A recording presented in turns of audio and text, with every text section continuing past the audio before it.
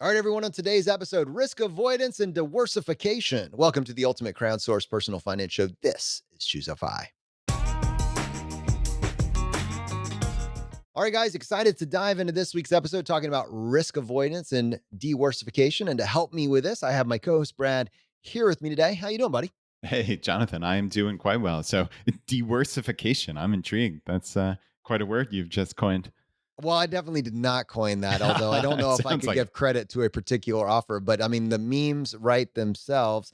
We'll come back to it, but I would say diversification is diversification gone afoul. We'll come Hmm. back to that. Let's talk about risk avoidance for a second because I know it's popped up in your current reading. Yeah. So, I've been reading a book called Richer, Wiser, Happier by an author named William Green.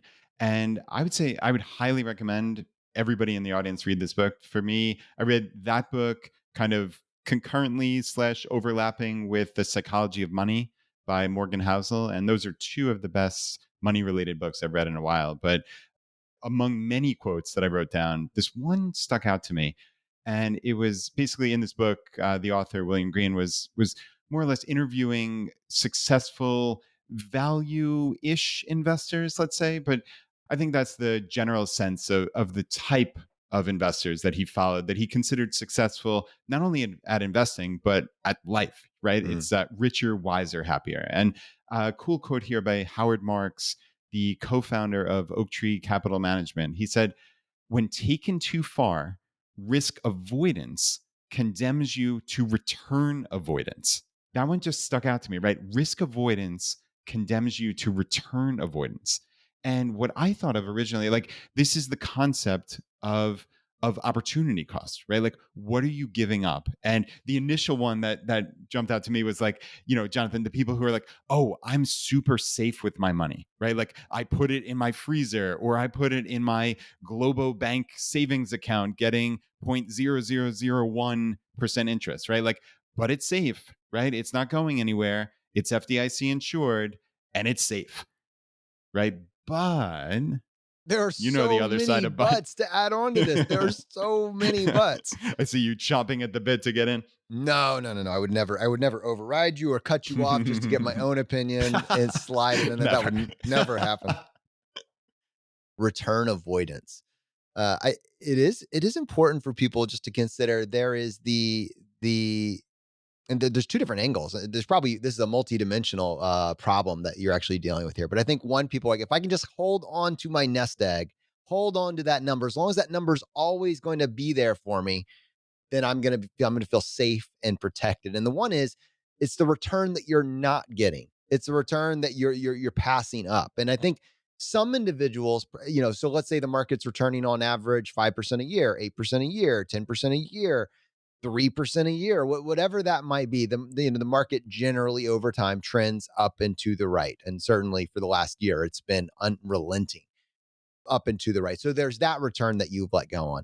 But I think the one that is more concerning to me, because that person that has $1 million in their bank account and feels so safe and protected right now, the one that's more concerning to me is the lack of appreciation for their loss of purchasing power over time due to avoiding any risk whatsoever. Yeah, Jonathan, I mean, that is certainly loss of purchasing power, right? Like that's something we're seeing in real life right now. And I know that's something you've jumped into significantly as far as research goes. And I suspect you're going to want to come back to that later. But for me, like the way that I look at this return avoidance is in terms of really like the opportunity cost, right? Like what am I giving up? Again, there is no question that if you put $100,000 in a savings account at your Globo Bank, that $100,000 is going to be there, right? Like this is FDIC insured. Like, we could talk about all the other ancillary things, but that $100,000 is as safe gets, right? Like, Yeah. within the realm of reason. But yet, what are you giving up? Right? Like this is what we talk about. The way to get wealthy, truly wealthy, is to invest your money. Now, obviously, there are millions of strategies as far as investing. We don't give financial advice here, but have long said index funds and ETFs, broad-based, low-cost index funds and ETFs make up the vast majority of my portfolio personally. So this is what I do. And just kind of looking at the math, I think this is really critical. Like this is such an important concept. And I know it's not great to do math like on a podcast. Obviously, it That's doesn't. never stopped us before. No, it's never stopped us before. But I'm going to try to make this as clear as possible. But it's really important to think in terms of how quickly your money doubles. Okay, so in theory, and this is the beauty of compounding, is that money is building on itself, right? So you have $100,000, right? And let's say it earns 10%. I'm gonna make the public math here real simple for myself. So that first year, in theory, it's going to earn $10,000. And then you've got 110. And then that earns 10%. And that's another 11,000, right? So now you have 121. And then you earn 12,100, right? So it keeps adding. And it doesn't sound like much, but as we've discussed many times on the show, the power of compounding is truly remarkable. And I think the easiest way to think about this again is like in terms of like how quickly will my money double? Mm. Okay. So there's this kind of loose rule, and this is like it's rounding, but this is an easy kind of mental framework to think about how quickly will my money double. So, Jonathan, you and I say with the number we use is like an 8% return. Okay. Are we guaranteeing if you invest in the stock market, you're going to get an 8% annual return compounded forever? No, of course not. It doesn't work that way. But it seems like on average, based on historical returns, that's a number you and I are comfortable with. So, basically, if you're assuming an 8% return annually, there's this thing called the rule of 72. Okay. I don't know where this came from or what, the math just works. You take the number 72 and you divide it just very simply by the return you're expecting. Okay. So if it's 1% in a savings account, it's going to take you 72 years to double. Okay. Not so great. Right. If you get 8%, it's just 72 divided by 8 is 9. Okay. So every 9 years, your money is going to double. That's assuming no additional inputs to that, right? Like you're saving zero. So and now obviously for people in the financial independence community, we're not saving zero. So, but still, I set up an example of like how this would work. So I said, okay, somebody started with $100,000. Now, like compare this, right? You're uber safe and you keep it in your Globo Bank, right? That's going to be $100,000 essentially forever. It's going to grow at 0.001 whatever, rounding, it's going to be $100,000 forever. But if you started at 25 with 100K and you put it in an investment that you expect to get about an 8% annual return, now remember, that money's going to double every 9 years. Okay. So when you're 34, it'll be 200,000. When you're 43, it'll be 400,000. When you're 52, it'll be 800,000. When you're 61, it'll be 1.6 million. And then when you're 70, it'll be $3.2 million. So, I mean, Jonathan, comparing $3.2 million versus 100,000, right? Now, this is risk avoidance versus return avoidance. It's the perfect example of that, right? Like you are unquestionably, as much as you possibly can, assuming the world doesn't melt down, there's no zombie apocalypse, et cetera. You can't adjudicate for that. Like you can't plan for that. So, Well, there are plenty of people planning for that. well, Let me sure. tell you what. Right. They can, yeah. Yeah. You're like, I don't even know. Thanks for that softball. I don't even know what to do with it. It's just wide out there. So, that is clearly risk avoidance. But what are you giving up? What's the opportunity cost? In that case, the opportunity cost is $3.1 million. So you were safe, but you avoided all of the potential returns, Yes. right? Oh, So, oh yeah. no, don't want that. No, I got what you're going. Right. So, yeah, I mean, all of these concepts, literally, as I read this one quote, I'm like, this would be perfect for the podcast because it's so important. And this is something that we all grapple with, right? Like there is a push and pull with this kind of stuff. And I'm not Yeah. saying there's a right answer because, again, as we've discussed ad nauseum, personal finance is personal, and you and I don't push any kind of agenda. We don't say there's only one way to do it. That's not the way the world works. Obviously, you have to figure out what works for you, but let's be clear what you are potentially giving up here, right? And that is essential to keep in mind.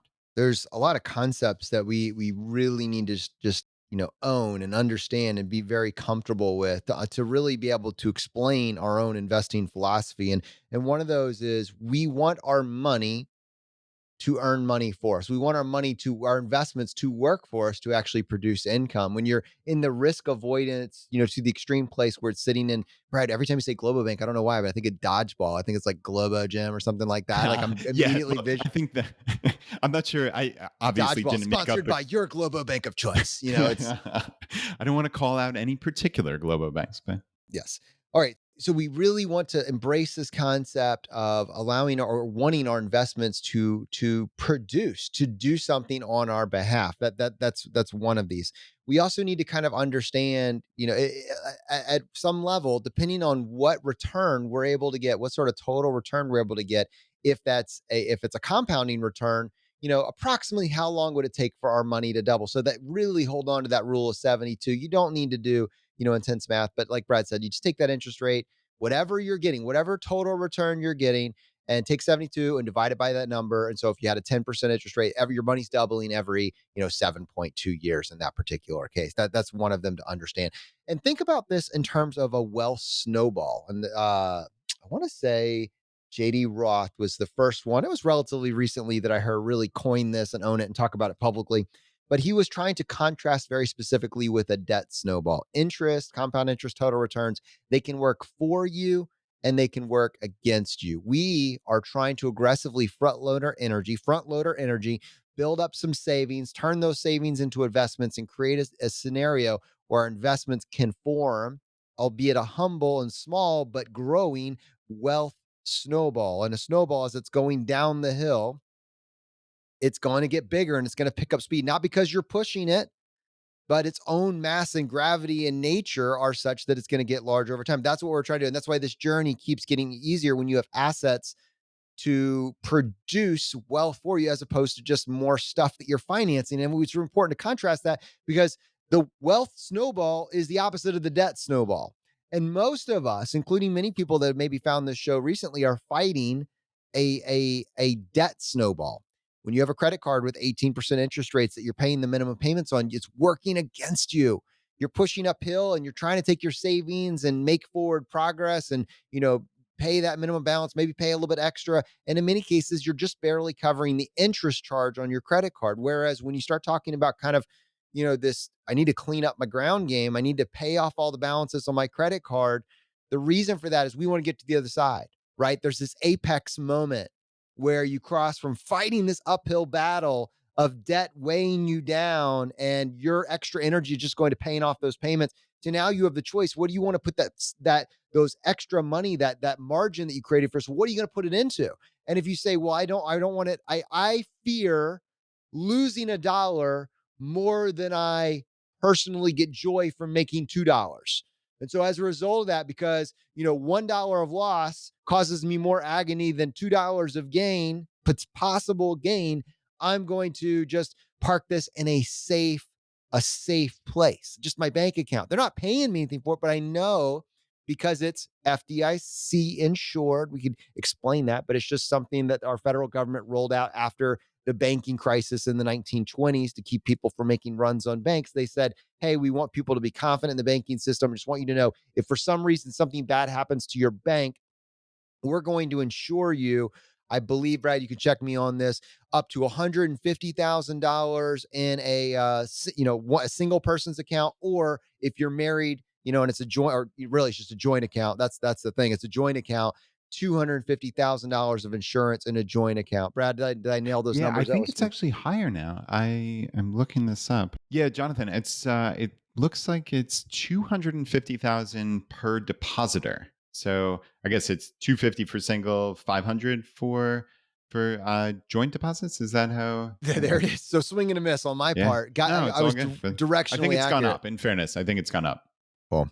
Well, no one needs to go double check. But if you want to let us know, it's fine. Anyways, all right. So here we go. So okay, you're protect like $250,000 is what, even if like your bank, you're saying, I'm just, we're gonna go the other way with this in just a second, but I just want to make sure we're fully fleshing this out for people that are wondering, well, how safe is my bank? 250, if something bad were to happen to your bank, you have as an individual $250,000 of coverage, and as a joint account, $500,000 worth of coverage. And so you're right, it's totally safe. But there's that opportunity cost. There's the opportunity cost of not having that money working for you. And if you were that individual that had a million total risk avoidance, $1 million, you and your partner joint account, $1 million sitting in, a checking or savings account making less than 1% interest. Well, it's not all protected. 500,000 is protected. If something were to happen with a bank, the other, amount wouldn't. And Brad, I'm you can maybe correct me, and maybe someone else will. You could get around that by maybe having it in different accounts, that You sort of thing. definitely can. In different banks, people do. Mhm. People who are, yeah, just really want that up to AIC insurance. They split banks and such. So we nailed the safety, but I think it's really, and this is coming back, we're going full circle here. Even that, even if it's 100% safe, there is another hidden cost, a hidden opportunity cost. Even if you don't, even if you decide even at the end of this that you are okay with not making the potential return that you would have gotten in some sort of investment vehicle, and whether we're talking about 10%, 8%, 3%, whatever, you're at 0.01 and you're like, but it's safe. But the question is it safe? Even if your bank, yes, is totally locked and the government is going to insure it up to some amount and you've got it covered, is it completely safe? Because there's something else that isn't covered there, and it's actually it's inflation. It is inflation, and there has been inflation, since we've rolled out our current monetary system, and it varies per year. It's been averaging over the last 40 years. We've had kind of really calm seas, and it's been averaging around 2%. But this year, Brad, this year is probably the first year we've seen anything where it's kind of like, kind of perked your head up and looked around because it's a little different. It's around 5.4%. The CPI, the way they're measuring it currently, was around 5.4%. And it's been trending that way for the last 3 to 4 months. Now, we can't really do anything with that information. We have individuals in our government telling us that it's transitory inflation. We're gonna, it's gonna a little bump in the road. Might have a year of this, couple years of it, and then it should go back to normal. And like we can't comment on that because we just don't have enough information directly. But it is worth pointing out that if 5% inflation were going to be the new standard, that's just what to expect. And we're in this season for 3, 4, 5 years as different things are kind of leveling off. There is a very real, tangible cost to you and your ability to provide for your family if you're not making any return, but you're 100% safe. Yeah, I think this is really important for people to understand is that right, inflation is always with us. As you said, it's been fairly modest, but now it certainly hasn't been modest the last year or so. And we don't know what the future brings. And we had an episode with Big Earn, and we talked about the difference between, transitory inflation and hyperinflation, right? And when it goes over into hyper. And like you said so aptly a minute ago, we just don't know. But what we do as intelligent people is we keep an eye on things, right? And it's important for people to know that what inflation means, your purchasing power is reduced, right? So $100, or in my example, $100,000, it doesn't buy the same. It buys less, right? Because prices have gone up. And I think, a lot of us kind of see inflation in the only way that most people normally see inflation is actually, interestingly enough, through their cost of living adjustment with their salary, right? Like that's why you're getting a cost of living adjustment in essence. It's not surprising that it's usually 2 or 3%. It's essentially to keep up with the purchasing power. So Yep. like that's why so that's really, really important. And Jonathan, I did want to just clarify one thing because I think it's important is that when you were saying the debt snowball working against you, Yeah. you were not talking about like the debt snowball payoff methodology, right? Like you were talking about what happens when compounding interest works against you, right? Good So point. Yeah. if, we always talk about how compounding interest is this wonderful, wonderful thing that can benefit us, but it works the other way. And that's clearly what you were trying to say. So there's the payoff methods of debt snowball, debt avalanche, the hybrid method, yada, yada, yada. But what you're saying is, okay, when you are paying the minimum on a credit card and it's hitting you at 18, 20, 25% annual interest, man, is that Mm. snowballing against you. And it is extraordinarily difficult to dig out unless you are extremely diligent. And I mean, that's really for most people who have gotten to the point where credit card debt is racking up every month. Like it's going to take a sea change. And, hopefully the FI mindset helps with that. Obviously, we've seen that with tens upon tens of thousands of people. But yeah, I really, really wanted to just drill down on that and clarify. Great points, and you're right. I totally glossed over or took for granted that snowball is used for different, it has different language purposes and personal finance space. So that's a fantastic point. So Brad, I put together just kind of a math calculation for us, just so people can appreciate how it, maybe it's an extreme example, maybe it's not, but just so people could just appreciate how important it is that we don't lose our purchasing power. It's kind of hard to visualize because you're not actually if I let's use this 5-year example where this individual has $1 million spread over these FDIC insured accounts. They're not going anywhere. They're getting 0.01% interest, so they got $100 check waiting for them at the end of the year for their business on these various accounts. But it's effectively a rounding error, but it's not going down. Here's the problem. 5 years from now, it will also not go down, right? They might even have an extra $500 from the interest over that period of time on that tiny little bit of interest that they were getting. It hasn't gone down, but they're not able to buy as much. And the way that you would see that is maybe, and I'd actually be curious for you, Brad, especially for individuals that track their groceries very closely. Like, have your groceries gone up at all over the last year? Would you say that, yeah, we've actually added in an extra $50 to $75 a month for our is there some that would be the type of numbers that we're interested in? Have our gasoline costs gone up? Have our utilities gone up? Has our rent gone up? If you're paying rent, I know a lot of people have commented that rent appears to have gone up over the last year. These are the types of things that you're talking about. So it's kind of hard. I'm going to try to equate for you what 5% inflation would do in terms of purchasing power, but in reality, it wouldn't be your purchasing power has gone down to be, as Brad pointed out, things just cost more, right? So it's just there's a little separation here, but this is the best way to indicate it. If you have 5% inflation working against you every single, for 5 years, so year 1, 2, 3, 4, 5,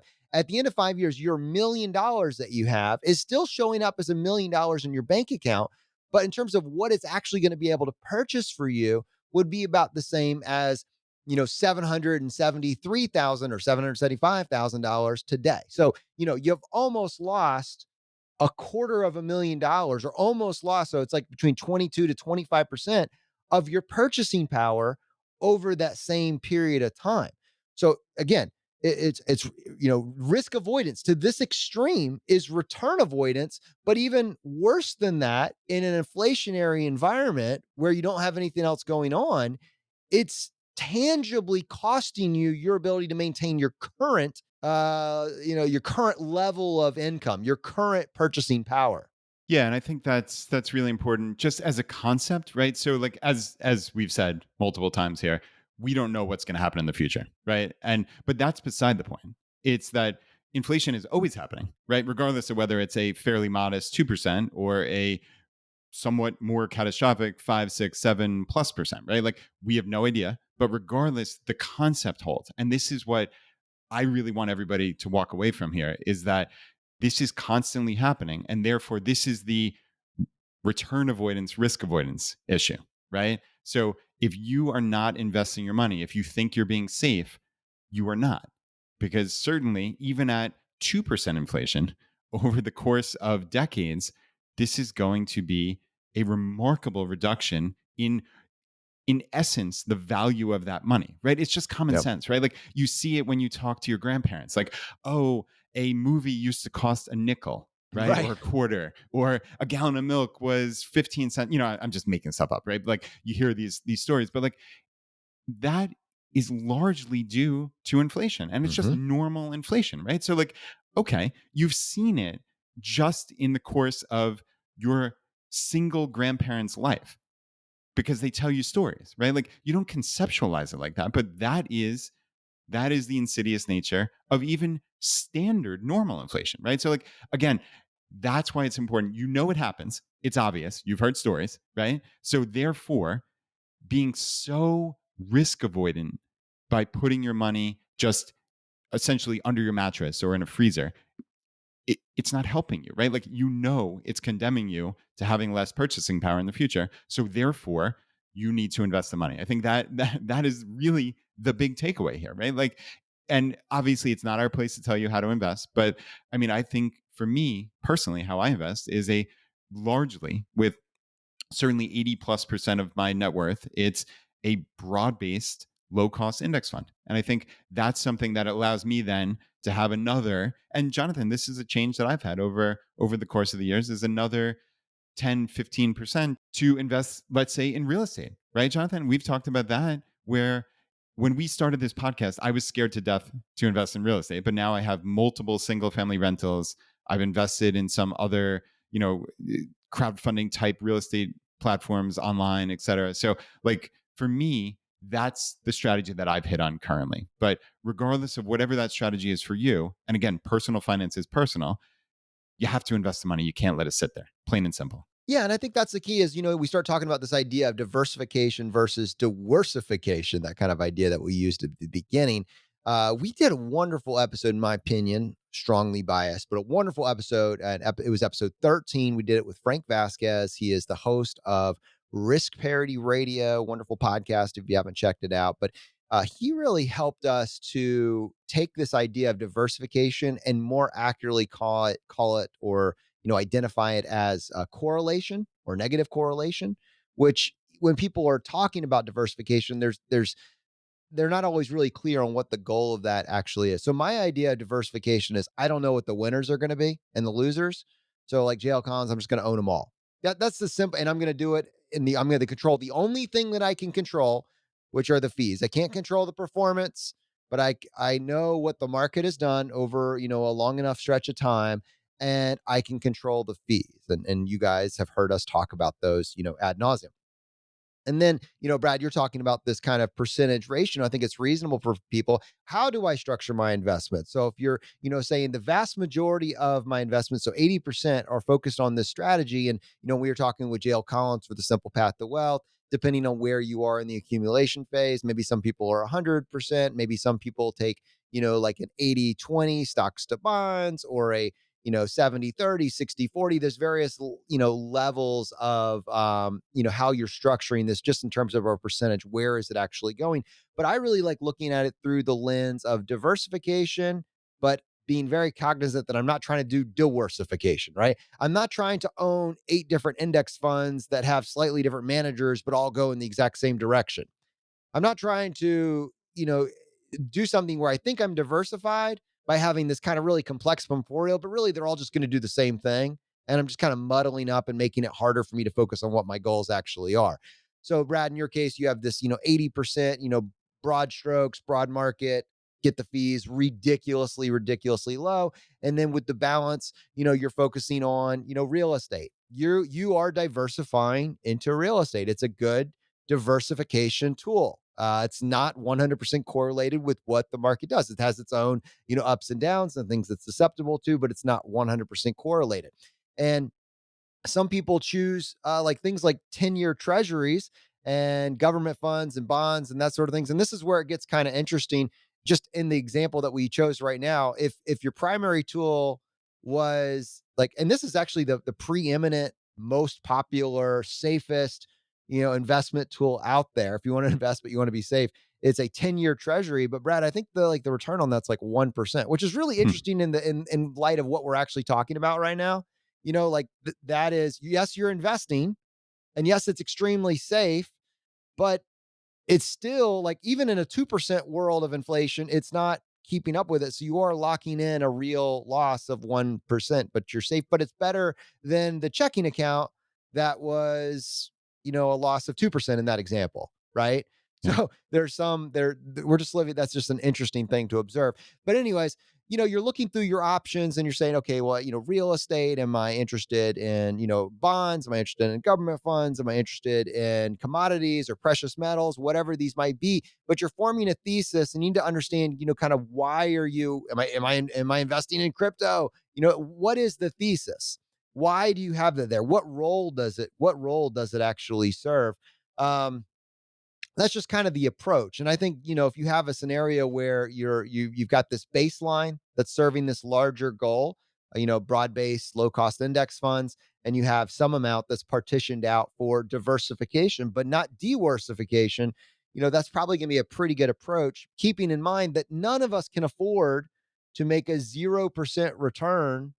Well, maybe some of us can. 0% return,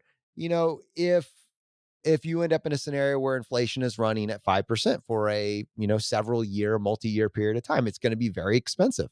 Yeah, and it's interesting that we've talked over the years to a number of people, a number of investors. Brian Feraldi sticks out, obviously, and Jonathan, you and I have really come around. I think maybe we were a little more dogmatic 3 years ago. I don't know.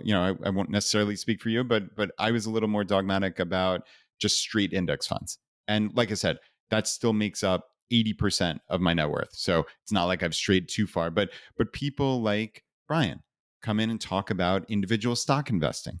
And they talk about a potential like barbell strategy where you have something with a potentially huge upside on the one end, and then your standard investing, and I'm probably paraphrasing this somewhat wrong, but like giving yourself the option for potentially huge returns with a small percentage of your investable assets. And that is appealing to a lot of people, as opposed to just, hey, you have to close your eyes and invest 100% of your available net worth in index funds, right? And like that, it just simply is too dogmatic for people. Even Mm, though I think for the vast majority of people, it probably is still going to outperform or come pretty darn close. So I'm not questioning the actual strategy, but you have to understand psychology, right? Like that's one thing we've learned a lot through the years, is that how people mentally approach their money and their investing is really important. And if you tell people, it's almost akin to like a diet, right? Like,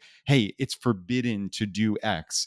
Well, people are going to long for that a little bit more, right? So like I think that's why like giving people some latitude and some grace to say like, okay, even people like Brian Feraldi have a significant portion. I don't know the exact percentage, but a very, very significant portion of their net worth in index funds, right? People like Chad Carson and Paula Pam, people who we think of as real estate investors, they still invest significantly in index funds, but yet they have their additional strategies. And I think that's kind of a cool way to approach diversification. And mm, for me, like again, the diversification that you're talking about, like that almost seems like somebody who's like trying to be too cute by half, right? Like, right. hey, I'm going to invest in every single thing and I'm a genius and I'm going to figure it out. Like you're really not, in all likelihood. And it's almost always going to end up badly, as opposed to somebody who says, okay, this is like the main baseline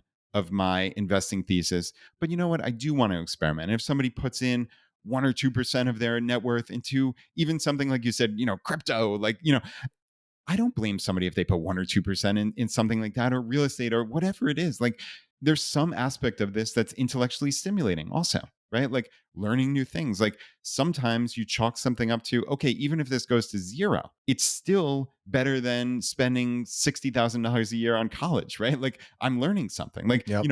this is kind of an extreme tongue in cheek type example, but like, that's not a terrible way to approach something either. So anyway, long story short, I think I think their diversification is important, and also giving yourself that freedom and space to say, all right, there's no dogma. I need to figure out what works for me personally. That's exactly it, man. And people need to you got to hold both of these at the same time. One is that the market always goes up, and two is the market's going to crash at the same, like you got to Yeah, hold yeah, both of it those happens. and recognize that both of those are true statements. It doesn't go up all the time, but it's going to go up. And also, the market is going to crash. It is going to crash. And you're like, well, what does that mean? Well, you got to experience that. You got a test run of that last March. You got to see what that actually means. The market crashed. And those that had a strategy kept investing through the crash. And I think last year, did it end up making the market end up making 20% last year? And then this year, I'm looking at it. I'm checking this right now. It looks like it's up like 20%, this year as well. Now, I'm not saying that it's going to finish the year at 20% this year or that it's going to get 20% next year, but that both of these statements are true. The market always goes up, but not all the time. And the market is going to crash. And when it goes up and you look back and you say, wow, in 2019, we had did we have a 20% year? In 2020, do we have a 20% year? In 2021, do we have a 20% year? Wow, holy crap, look at my net worth, on the one end. But then two, you're also going to have a monster crash at some point. And a lot of millionaires are made from people that invest through and during the other side of monster crashes. And the part that is so difficult and impossible almost is the monster. Let me get. It's not necessarily impossible to nail the crash. So some people can get lucky one time, right? Like they some. Let me actually clean this up even more. You need to really appreciate this timing the crash, right? Because that's what I just don't want to avoid the crash. So I'll just avoid when it goes up 20% and then I'll get out before the crash. There were people that thought 2012 was going to crash and have been out of the market from 2012 to today. Brad, what would be the returns that they have avoided by being out of the market since 2012? Yeah, I mean, it has to be multiples, you would think. This has been Multiples. a the ultimate bull run. Yeah. Yeah. So it's not enough to get right once because the very nature that made you pull the trigger early to get out when you thought you were going to get out and have all your chips on the table and your Globo Bank being safe were the ones that wouldn't let you get back in, right? Like there were a few people, and I remember one individual notably that it was like, I think something bad is coming. I want to get all my chips off the table going into March. And I remember looking back and saying they nailed it. They got out literally days ahead of the beginning of that ride. But I wonder when they got in, if at any point in time. And if this was done in like a 401k, et cetera, maybe they like dodged a bullet, Brad, that sort of thing. But Yeah. if this is being done in regular accounts, like the taxes that you incur in many of these scenarios like wipe away all your gains. I'm going way more, it's way more complicated than I meant to get. But my point is when you decide that you are going to time the market, there are a lot of people that would say, I was early, but I wasn't wrong. But if you're early 2012 calling something that happened in 2020, early is indistinguishable from wrong, right? It's indistinguishable. So risk avoidance in your case was return avoidance. You just got to be intellectually honest about that and just call it a spade. And it's not good enough to get it right once. You also got to figure out when to get in. Now, if instead of that, you could say, I don't know when it's going to happen. And if the market's going to go up 30% in 2019, 21% in 2020, and 20% in 2021, that's great. But oh, by the way, if there's a pandemic hits and it drops 30%, I'm going to take advantage of the fact that I'm still in my accumulation phase and I'm going to, buy the dip for lack of a better term. I feel like that phrase has been aggressively memed recently, but buy the dip. And you're going to dollar cost average your way in and you are going to have a better price per average per, share by the fact that your money, you're just getting more shares per dollar when you buy the dip. That's just, Brad, that's an appropriate way of looking at it. But you got to be very confident on your overarching strategy and understand why you're doing that. We're not investing, the way that we're investing because we think the market always goes up all the time. We just recognize that that's the trend over any historical period of a long enough duration. And we're on the ride. And when it goes down, we have a strategy for that too. If the market went down 90% and you're still earning income, you're still investing through it. Wow, you're buying a fire sale. I don't think that would be a fun period of time to live through. It'd probably be very chaotic, but you're buying a fire sale at that point. And JL Collins pointed this out to us. I'll give this back to you, Brad. The market and index fund in particular are self-selecting. So as the market, and it's really kind of important to like lock this and understand it, as the market is going down, you're owning less and less of a percentage of the ones that are becoming, less valuable. So there is a mechanism where it's actually got your back and it's making sure your money goes, farther, even during a monster dip. Yeah, I think Jim calls that self-cleansing, right? That's the way those index funds work. And just to kind of use this final example that we've been weaving throughout this episode here of this person who has $100,000, right? And they just have it in their savings account, earning essentially zero, right? It's ultra safe because they're worried that really, if I could, go into the psyche of this hypothetical person, they're worried that when they invest, if they put it all in, the market's going to plummet 50%. Okay. So, but let's game that out, right? So they put $100,000 in on day one and the market plummets 50%. Okay. So they're down to 50,000. Now, obviously, their psychological state is not wonderful, but assuming they could somehow stay the course, it's still the math of doubling, right, Jonathan? So 9 years later, assuming that 8% annual return, 9 years later, they're back to where they were. They're back to $100,000. So if you're running a horse race, the person who was quote unquote safe just kept it in the bank, still had 100.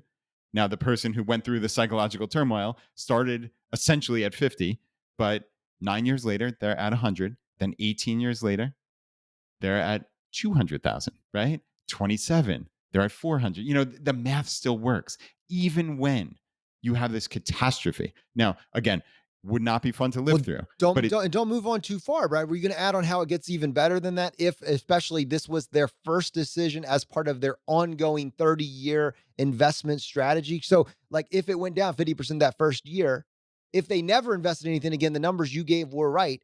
But if they are in, like, that was their thing, and then the next month they make their next, purchase, they're buying at a 50% fire sale. They're buying, and and to the degree that the market takes a while to start building back up, when over time, as it compounds and grows in nature, they're going to far outperform what you just described.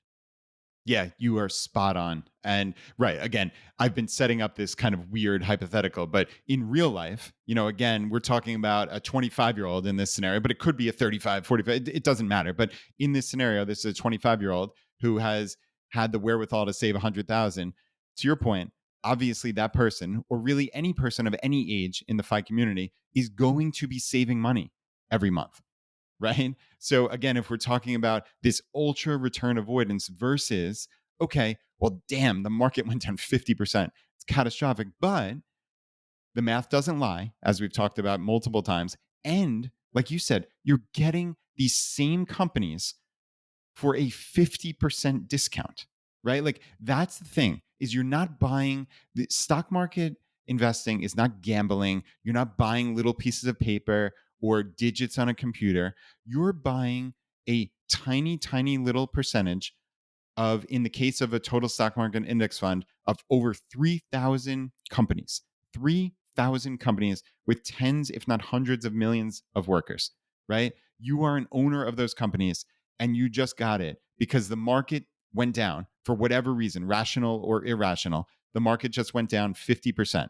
So you're able to get at a 50% discount that same percentage ownership of that company. So that is phenomenal. And when you do that, again, over years and decades, the numbers that I set up of, $3.2 million, multiple doubles down, it's going to be so much higher than that, right? Like Jonathan, we can obviously run a compound interest calculator, but rest assured, if you're saving a phi type percentage of 20, 30, 50% of your income or more, I mean, goodness, the compounding, it's so much fun to look at. Like I challenge every single person listening, just Google compound interest calculator and just play around with it. We have one on our site, right, Jonathan, on the resources page of choosefi.com, which is fantastic. William created for us. So definitely start there. But there are a bunch of these compound interest calculators, and they are a lot of fun to play with. And you see, like, wow, if I put in $1,000 a month, even if I'm starting from zero, I have how many millions after, 30, 40 years? Like it's a fun, remarkable thing. All right, my friends, I hope you got value from kind of this analysis. And there's this continuum, right? Risk avoidance, return avoidance, diversification, diversification, just coming up with a plan that you feel confident in.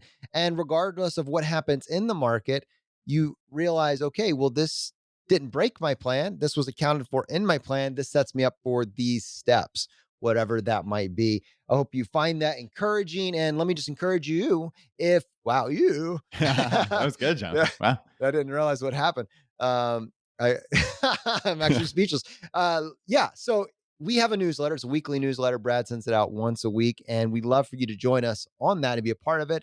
It is absolutely created from scratch each week, just to kind of let you know what Brad's reading, what resources we're finding useful right now.